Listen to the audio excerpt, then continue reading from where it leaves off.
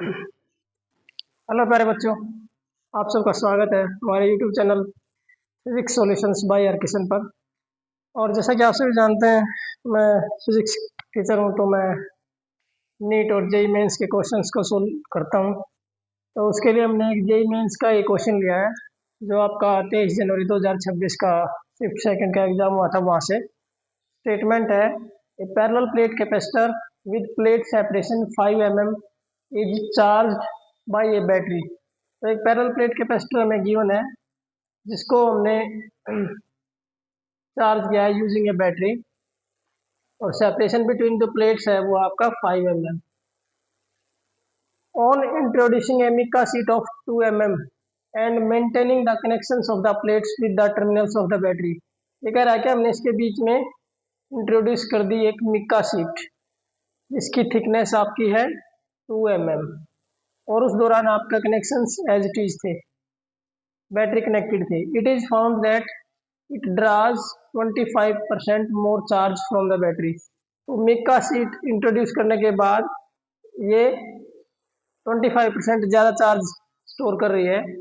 और ये तो हमें पता ही है कि जब हम कोई डाइलेक्ट्रिक इंट्रोड्यूस करते हैं तो कैपेसिटी इंक्रीज हो जाती है।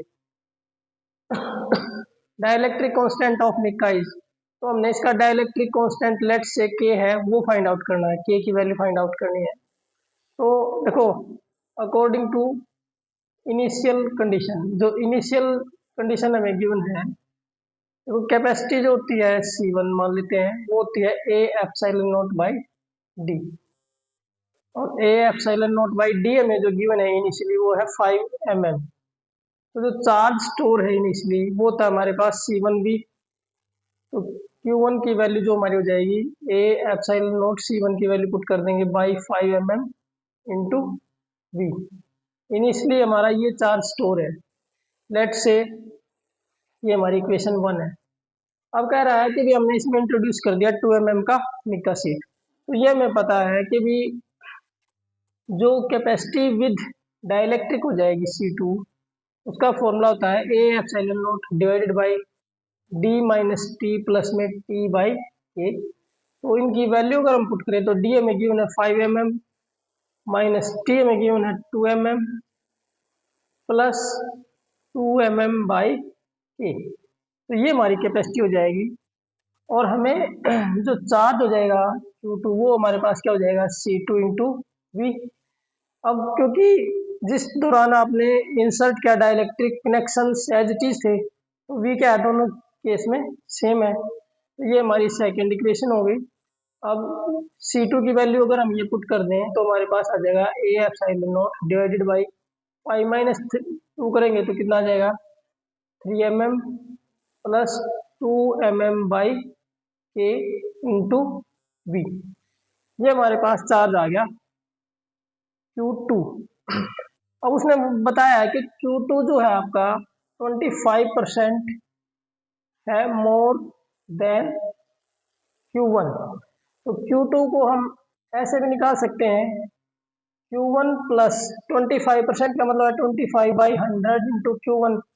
Q1 में 25% ऑफ Q1 ऐड कर दिया, तो आपके पास हम लेंगे एलसीएम, तो ये आ जाएगा आपके पास डिवाइड में 100 Q1 प्लस 25 Q1।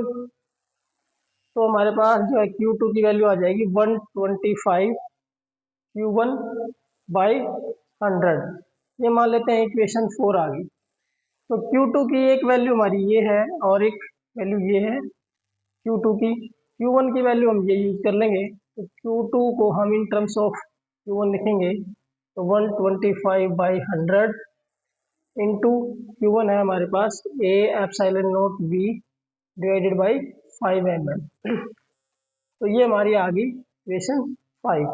देखो, हम पहले ही निकाल चुके हैं Q2 जो हमारा डाइलेक्ट्रिक वाला फॉर्मूला था उससे, और Q1 का यूज करके जो हमें गिवन है कि भी Q2 25% मोर है, उससे भी निकाल दिया। दोनों को इक्वेट कर देंगे, थर्ड और फिफ्थ इक्वेशन को, तो हमारे पास आ जाएगा A एप्सिलॉन नॉट बाई में 3 mm plus 2 mm by k into v equals to, equation 3 को इक्वेट कर देंगे 5 से, और वो हमारे पास है 125/100 into a epsilon naught v by में 5 mm। तो ए एप्सिलॉन नॉट और वी दोनों तरफ से कैंसिल हो जाएगा। ये हमारे पास है 25 से 5 पे कैंसिल हो गया, ये आपका 4 पे कैंसिल हो जाएगा।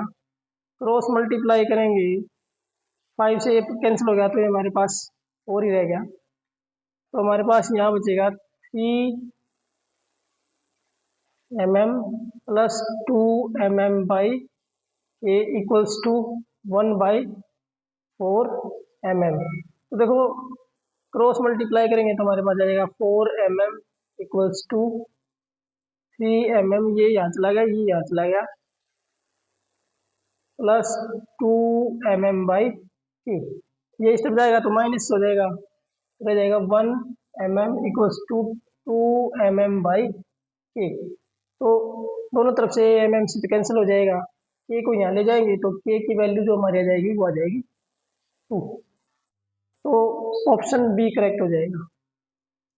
अगर सॉल्यूशन और वीडियो पसंद आए तो चैनल को लाइक शेयर और सब्सक्राइब करें। Thank you, have a nice day.